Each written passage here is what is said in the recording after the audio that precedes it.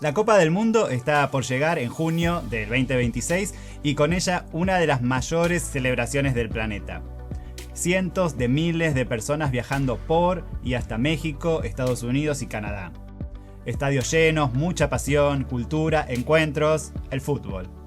Pero cuando tantas personas se reúnen, también hay aspectos de salud que vale la pena tener en cuenta para disfrutar, ¿no?, de esta fiesta del fútbol de forma segura. Hola, soy Sebastián Oliel, comunicador de la OPS, y hoy en Hablemos de Salud vamos a conversar justamente de eso. Cómo vivir la Copa del Mundo cuidando nuestra salud y también la de los demás.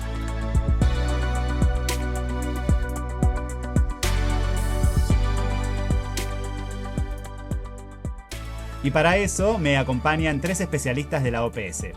Tamara Mancero, que es asesora en el Reglamento Sanitario Internacional del Departamento de Emergencias en Salud aquí en la OPS. Daniel Salas, que es gerente del programa de inmunizaciones en la OPS. Y Raúl Martín del Campo, que es asesor en alcohol y drogas también en la OPS. Bienvenidos y gracias por acompañarnos en el podcast de hoy. Tamara, me gustaría comenzar contigo. ¿Qué significa, ¿no?, desde el ámbito de la salud pública organizar un evento de esta magnitud en 3 países? Organizar un evento entre 3 países y 16 ciudades implica una gran coordinación de sus sistemas de vigilancia, de los sistemas de respuesta, de los servicios de salud, de la comunicación de riesgo, para poder proteger a la población y a los visitantes. Detectar oportunamente eventos, casos inusuales que puedan provocar un brote anticipadamente para poder responder oportunamente. ¿Y cómo entra a jugar el Reglamento Sanitario Internacional, ¿no?, en este tipo de eventos? El Reglamento Sanitario Internacional fue un consenso entre todos los países del mundo para tener un mecanismo claro para detectar y responder ante potenciales emergencias de salud pública de importancia internacional. Un evento como este pone a prueba esas capacidades de detección y respuesta que los países se pusieron de acuerdo en que debían tener frente al Reglamento Sanitario Internacional. Eso, sumado a la coordinación entre los países, los organizadores y la OPS, y una transparencia absoluta, pueden hacer que un evento masivo como este tenga esa capacidad para detectar y responder oportunamente, que es la idea.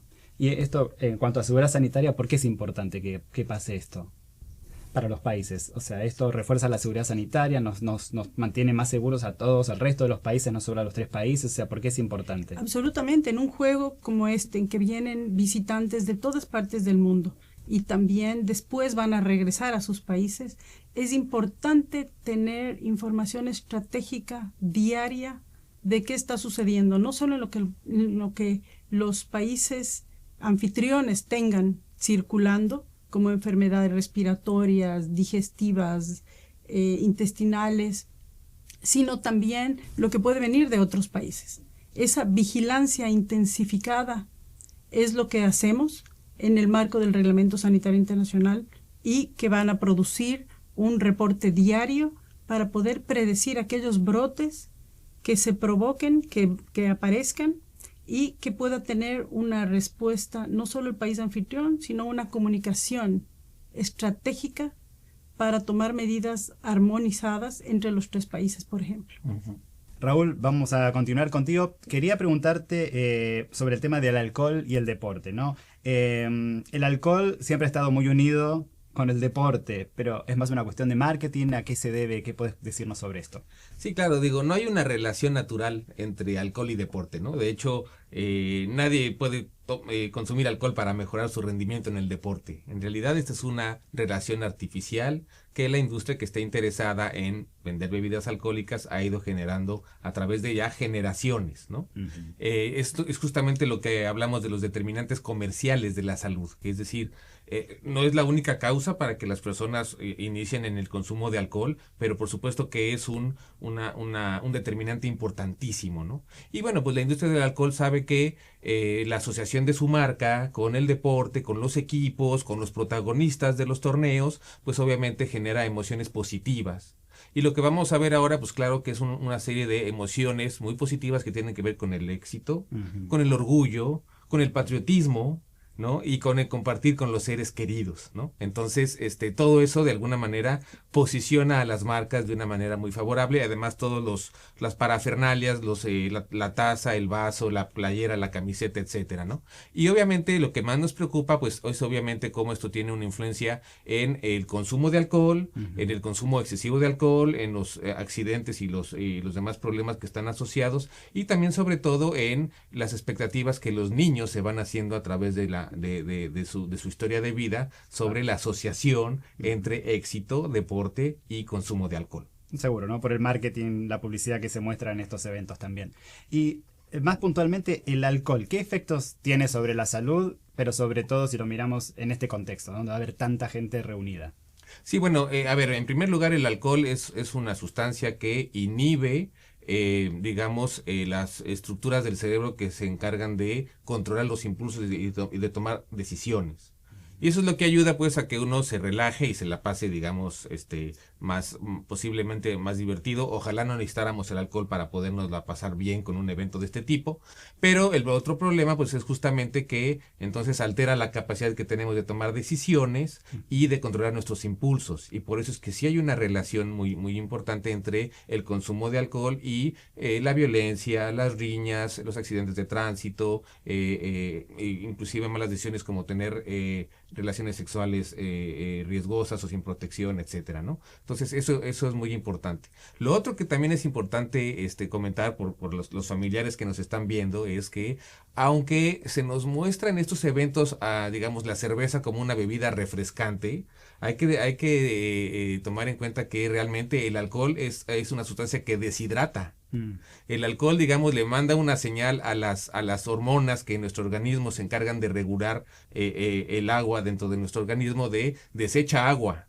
Entonces todos sabemos, el alcohol es un diurético. Entonces tú bebes alcohol y entonces lo que haces es ir más al baño, ¿no? Entonces, pues no es una bebida que sea refrescante, es una bebida, con una sustancia que puede generar adicción y puede generar otro tipo de problemas, y lamentablemente lo tenemos muy normalizado, precisamente por todas las estrategias de marketing y de patrocinio, ¿no? Seguro. Entonces hay riesgos de siniestros viales, hay riesgos de violencia, quizás también influidos por el alcohol, de deshidratación que mencionabas. Y Tamara, volviendo contigo, ¿qué otros riesgos puede haber, digamos, durante eventos así de grandes? Bueno, yo estoy segura que los 3 países anfitriones y también las ciudades han hecho un análisis de riesgo para ver cuáles pueden ser esas amenazas y poder mitigar las posibles acciones. Por ejemplo, si es que es un lugar donde hay mosquitos, evidentemente medidas de control para evitar las enfermedades como el dengue y otras que estén circulando, asegurar que haya un sistema de vigilancia bueno en caso de que hayan brotes de enfermedades transmitidas por alimentos, por ejemplo, y los riesgos no son iguales para todas las ciudades. No es lo mismo Vancouver que el riesgo que puede haber por la altura, etcétera, en Ciudad de México. Y los riesgos son diferentes. La mitigación de aquellas acciones también son encaminadas al riesgo que identificó cada ciudad. Por ejemplo, algo que va a ser en común entre todos va a ser las olas de calor, la hidratación por la época del Mundial, que va a ser en junio-julio. Sí. Y el tema de los alimentos, ¿no? Que mencionabas. Y también efectivamente, ¿no? No solo el tener un buen sistema para asegurar que los alimentos que se consuman dentro y fuera de las instalaciones sean seguras, sino también esa capacidad de los sistemas para poder detectar oportunamente en caso de que haya un aumento de casos o síntomas inusuales. Bien. Y Tamara, otra pregunta. Estamos hablando, ¿no?, de países importantes que tienen sistemas de salud fuertes. ¿Están preparados, digamos, los sistemas de salud, los hospitales y demás para cualquier eventualidad? Claro, en el reglamento los países se pusieron de acuerdo en tener estas capacidades. Y los tres países tienen una gran experiencia en organizar eventos multitudinarios, deportivos, religiosos. Los 3 países tienen una gran experiencia. Que también algo muy importante es que también la OPS tiene muchísima experiencia, que ha acompañado eventos masivos como la Copa de Cricket del año pasado en el Caribe, o los Juegos Panamericanos en Chile, o el Mundial de la misma FIFA y las Olimpiadas en Brasil. Y lo que tenemos en esa época, unos días antes, 15 días antes, durante y después de los Juegos, es una vigilancia intensificada. Ajá. Y hay ya un acuerdo entre los 3 países con la organización para poder detectar oportunamente y emitir un boletín diario con información estratégica privilegiada que va a ir a todos los centros nacionales de enlace, que son estructuras dentro del marco del Reglamento Sanitario Internacional, a todos los países del mundo, con un boletín diario sobre potenciales de emergencias. De esa manera hay una detección oportuna, una detección clara, oportuna, y una respuesta inmediata para tratar de que los juegos se mantengan seguros y sin problemas. Qué bueno, eso creo que es algo que no sabemos en general, ¿no? Todo lo que está pasando tras bambalinas, digamos, o sea, de esto de vigilancia, de detectar rápidamente cualquier virus o eventualidad para actuar rápidamente, ¿no? Eso de protegernos a todos en la región. Y saber también, Sebastián, que ya hay un consenso para este boletín diario. Y para los dos, quizás comenzando contigo, Raúl, ¿qué pueden hacer los países y los organizadores para reducir estos riesgos? Bueno, mira, yo diría, hay cosas que se pueden hacer a nivel de las políticas y los programas y cosas que se pueden hacer a nivel de concientizar a las familias y a los jóvenes, ¿no? Entonces, a nivel de las políticas y los programas, pues la OPS y la OMS tenemos un paquete que se llama el paquete SAFER, con 5 políticas que son las mejores prácticas para poder contener los daños relacionados con el consumo de alcohol, que tiene que ver con la disponibilidad, los horarios de venta, tiene que ver justamente con la publicidad, con los impuestos, con detectar casos y ofrecer tratamiento y con prevenir accidentes, ¿no? Entonces, todo lo que los países puedan hacer para fortalecer toda esta cuestión de prevenir accidentes, de tratar de contener o regular el marketing o la publicidad que se hace del alcohol, y bueno, obviamente los puntos de venta, ¿no? La densidad de puntos de venta, eso va a ser muy importante. Por otro lado también, pues concientizar a las familias de que justamente las familias tienen que ser, en primer lugar, un buen ejemplo de salud. Y entonces, si están viendo un evento deportivo, ojalá tuvieran conductas saludables, porque están viendo algo que es saludable en sí. Pero además también ayudar a los jóvenes o a los niños a que sean críticos con los mensajes que les están mandando los medios de comunicación tradicionales y digitales, porque recordemos que ahora mucho de esto se hace en los medios digitales. Entonces es, pues, concientizar a los niños de que, pues, obviamente el alcohol es una sustancia que genera problemas, que lo mejor es tener una vida saludable, lejos del consumo de alcohol o cualquier otra sustancia, y también, pues, ser críticos de cómo es que hay una industria tratando de vender un producto y por lo tanto, pues, genera todas estas anuncios y mercadotecnia muy muy atractiva para ellos, pero pues que ellos entiendan que al final de cuentas están siendo manipulados por una industria para comprar un producto. Seguro. Y ahora quisiera pasar a hablar un poco del tema de vacunas. Tenemos al doctor Daniel Salas, nuestro gerente de inmunización aquí en la OPS. Daniel, también, ¿no? Con la Copa del Mundo y estos eventos deportivos vemos a mucha gente viajando a estos países que son anfitriones. Y sabemos, ¿no?, que hay brotes de sarampión en muchos países. En estos 3 países de nuestra región hay brotes, además de en otros, pero también en otras partes del mundo. ¿Cuál es la recomendación, ¿no?, de la OPS para los aficionados que van a viajar? Sí, gracias por la pregunta, Sebastián. Lo más importante es saber que la vacuna es muy efectiva para prevenir la infección por sarampión. Es bastante segura, muy, muy segura. Y que los aficionados que quieran viajar, como dices, no solamente al mundial, sino a otros lugares, no aficionados, hablemos de viajeros en general, deberían revisar que su esquema de vacunación esté al día. Claro que el sarampión es es la enfermedad más transmisible que existe en el mundo, en la historia de la humanidad. Se transmite, una persona puede generar hasta 18 casos adicionales. Entonces, vacunarse, lo que recomendamos es que revises. Si tiene las 2 dosis del esquema básico, no hace falta que se ponga ninguna vacuna. Okay. Pero si no tiene esas 2 dosis, si no tiene seguridad, no encuentra el carnet, la cartilla de vacunación y no está seguro de que tenga la inmunidad correcta, digamos, o adecuada con esas 2 dosis, lo que se recomienda es que se aplique una dosis de la vacuna de sarampión rubiola por lo menos 15 días antes de que vaya a viajar. Sin embargo, si no alcanzó a cumplir con esos 15 días, todavía la vacuna puede ayudarle, aunque sea en ese periodo, digamos, 3 días, le faltan 5 días para viajar, 3 días puede aplicarse la vacuna y aún así algo de protección puede adquirir. Ok, bien. Y Daniel, ¿qué pasa con los bebés, ¿no? Menores de 6 meses o hasta 6 meses? ¿Se pueden vacunar contra el sarampión? Sí, es muy importante porque la vacuna del sarampión se recomienda a partir del año de edad. Ajá. Son 2 dosis, lo que mencionábamos. Generalmente se aplica al año de edad, a los 18 meses. Algunos países ponen la segunda un poco después. Pero los menores de 1 año, que son los más afectados justamente por eso, porque normalmente no se están inmunizando. Si la persona va a viajar a un lugar donde ya hay transmisión, obviamente pues uno recomendaría que no viaje y que no vaya a un estadio, un menor de 1 año, pero bueno, si tiene que viajar con el niño y sabe que ahí puede haber transmisión, se puede aplicar una dosis que no cuenta como parte del esquema básico, pero se puede aplicar entre los 6 meses hasta el año. Es una dosis adicional. Antes de los 6 meses no se recomienda. Ahí muchas veces ya hay una protección que generalmente las mamás que ya han estado expuestos a la vacuna o se la puede transmitir al niño y le dura algunos meses, algunas semanas, algunos meses después de nacer. Pero ese grupo es muy frágil. Hemos visto que muchas de las complicaciones y las hospitalizaciones y las muertes se dan en menores de 1 año. Entonces es importante tener en consideración eso y además tener en consideración que el virus hace o sea, en ese grupo menores de 1 año hay más mortalidad. Pero después de los 30, 40 años empieza a haber otra vez de los que se enferman, empieza a haber otro pico, otro aumento en la mortalidad. Entonces también para que sepan lo que mencionaba anteriormente, que el virus no es solamente el brote en la piel y la fiebre. Claro. Hay complicaciones y pueden haber consecuencias muy graves. Okay. Entonces, para bebés de 6 meses a 1 año, consultar con el pediatra porque podría llegar a recibir una dosis de la vacuna. Se le puede dar una dosis, pero no cuenta como parte del esquema. Sería una tercera dosis, ¿verdad? Okay. Ya después completar las otras 2.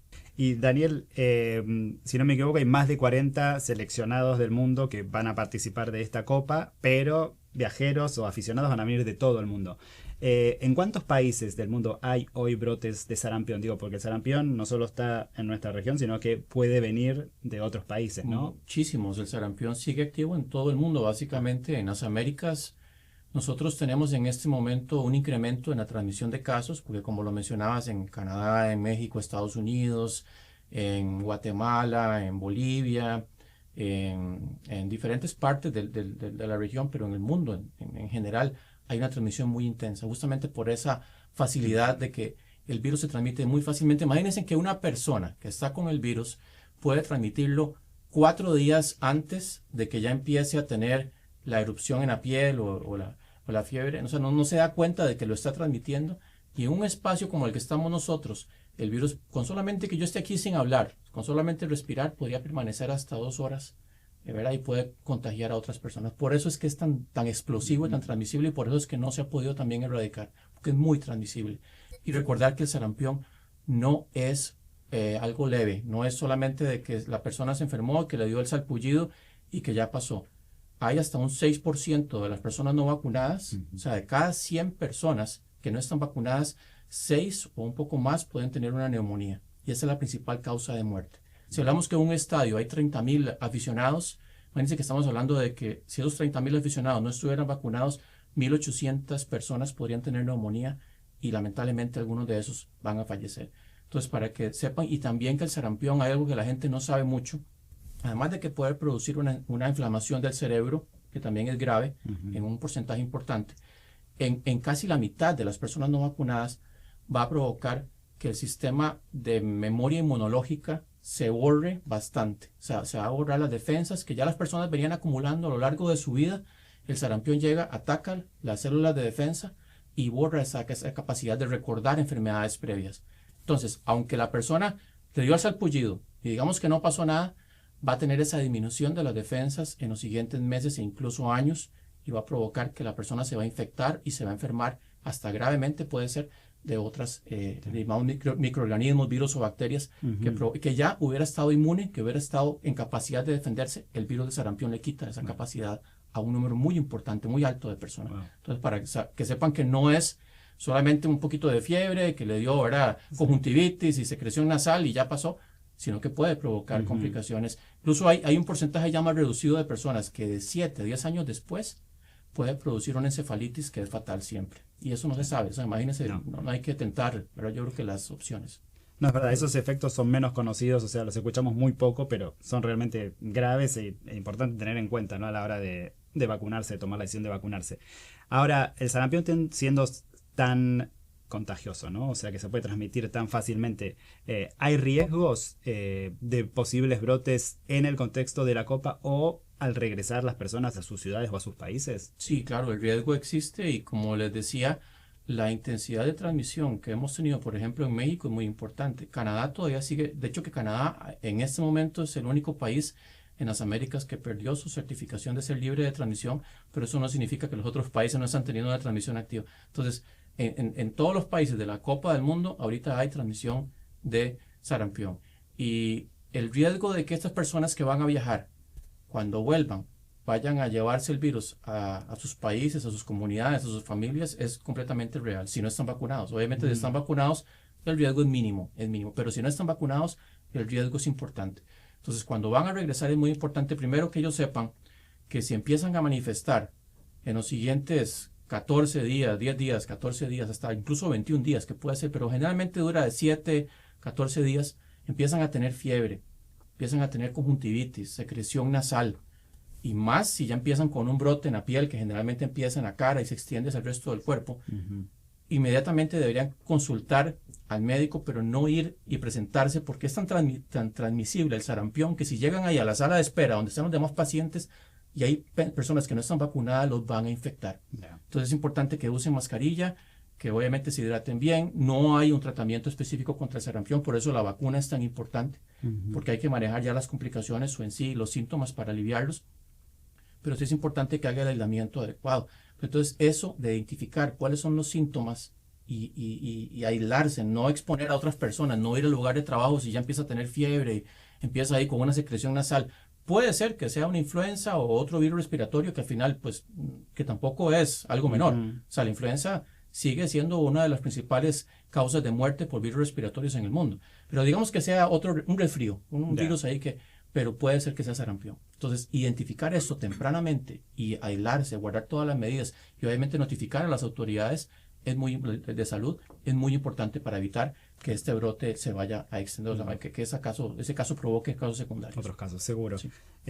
Imagino que como va a ser verano acá en estos países, el riesgo de influenza va a ser menor, pero igual está bien, ¿no?, tenerlo en cuenta. Tamara, quería preguntarte un poco de qué tan importante es, ¿no?, también compartir esta información entre países en tiempo real, ¿no?, ya sea que se detectó un caso de sarampión o alguna otra enfermedad.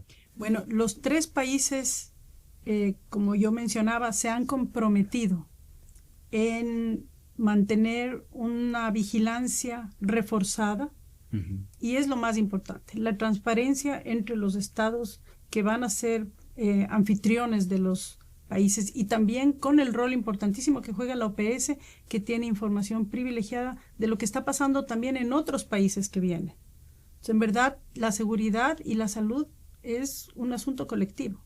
Entonces, existen los mecanismos a través de los centros nacionales de enlace y de este boletín diario que va a sacar la organización para asegurar que haya una comunicación para predecir lo que va a pasar, para actuar oportunamente y para tener medidas armonizadas sin que interrumpan el evento.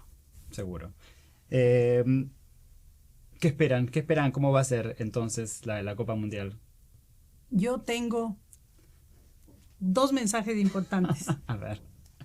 El primero, que disfruten muchísimo del torneo, pero siempre protegidos y preparados. Y esto no solo para esta Copa. Cuando uno viaja, para los viajeros, si van a un estadio, que sepan escuchar a las autoridades locales. Usen repelente, hidrátense, cuidado con la ola de calor. Eso es importante y eso saben cómo decirlo a las autoridades locales. La segunda cosa, siempre saber qué hacer en caso de emergencia, a dónde acudiría si es que tengo un problema de salud. Y la tercera, para los organizadores del evento, mantenerse como están hasta ahora, coordinados entre sí, coordinados con la organización para actuar de manera rápida, porque en verdad la seguridad y la salud pública son un esfuerzo colectivo. Seguro. Raúl, ¿cuál es tu mensaje? Bueno, como yo decía, tomar en cuenta que el alcohol es una sustancia que genera daños a la salud. que genera varias muertes en nuestra región. Estamos estimando cerca de 400,000 muertes, que pues la publicidad y el patrocinio que estos eventos tienen por parte de la industria del alcohol normalizan una conducta que realmente no es natural, no tiene nada que ver con hacer deporte o con festejar sanamente. Y bueno, pues justamente que ayudemos a nuestros jóvenes, a nuestros niños a entender que no tienen por qué asociar disfrutar un deporte con beber alcohol, ¿no? Entonces, si podemos hacer que se rompa esa asociación, creo que estamos avanzando. Seguro. Daniel, ¿un mensaje final para terminar? Sí, bueno, no, el mensaje es revisar los esquemas de vacunación. Yo creo que hemos hecho mucho énfasis en los viajeros, pero también esto se disfruta mucho los que no van a viajar. En casa, llegan amigos, llega la familia. Yo creo que es importante que también si alguien está enfermo, que no participe en esas actividades. O sea, si alguien ya tiene fiebre, si tiene tos, ¿verdad? Tiene secreción nasal, mejor que no exponga a los demás familiares o amigos a que se enfermen y revisar que tenga los esquemas al día, porque el virus se transmite donde quiera. El virus de sarampión es implacable. Donde quiera que encuentra gente no vacunada, ahí va a infectar y va a hacer las cadenas de transmisión si encuentra varios seguidos. Entonces, también en esos espacios familiares o de convivencia, ¿verdad? En los lugares donde vamos a reunirnos a ver los partidos, que también haya mucha conciencia de lavado de manos antes de comer y que los esquemas de vacunación estén al día, ¿verdad? Seguro. Bueno, Tamara, Raúl, Daniel, muchas gracias por haber venido al podcast y esperamos, ¿no?, que todos puedan disfrutar de la Copa del Mundo y que sea de manera saludable. Gracias. Muchas gracias. Gracias. El Mundial está por llegar y sabemos que será una gran fiesta y también una oportunidad para cuidar nuestra salud. Cuidarnos antes de viajar, durante los partidos y también después, por supuesto. Y como escuchamos hoy, lo importante es fortalecer la vigilancia, llegar vacunados, hidratarse bien y disfrutar con inteligencia para vivir esta experiencia al máximo sin perder de vista nuestra salud y la de los demás. Si te gustó este episodio, dale me gusta y compartilo para que más puedan verlo. Nos vemos en el próximo episodio para seguir hablando de salud porque, como siempre decimos, la salud es de todos. Gracias.